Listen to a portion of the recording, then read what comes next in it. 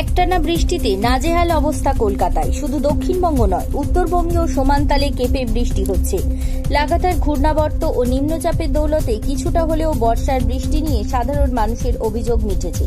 আপাতত ঘূর্ণাবর্তের কারণে বজ্রবিদ্যুৎ সহ ব্যাপক ঝড় বৃষ্টি হওয়ার সম্ভাবনা রয়েছে বাংলায়। আজ সারাদিন উত্তরবঙ্গের আবহাওয়া কেমন থাকবে সে ব্যাপারে আলিপুর আবহাওয়া দপ্তরের তরফে জারি করা তথ্য অনুযায়ী শুক্রবার ভারী বৃষ্টি হতে পারে দার্জিলিং, কালিম্পং, জলপাইগুড়ি, কোচবিহার জেলায়। এই জেলাগুলিতে ভারী বৃষ্টির জন্য হলুদ সতর্কতা জারি করা হয়েছে। শুধু তাই নয়, দার্জিলিং, কালিম্পং যাওয়ার রাস্তায় ধস নামতে পারে।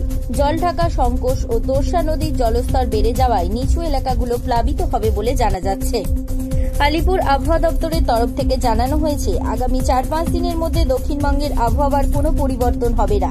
বিক্ষিপ্তভাবে হালকা মাঝারি বৃষ্টি হবে। বুধ ও বৃহস্পতিবার দক্ষিণবঙ্গের বিভিন্ন জায়গাতে বজ্রবিদ্যুৎ সহ বৃষ্টি হতে পারে। তবে আপাতত দুদিন ভারী বৃষ্টি হবে দুই মেদিনীপুর, ঝাড়গ্রাম এবং পুরুলিয়াতে।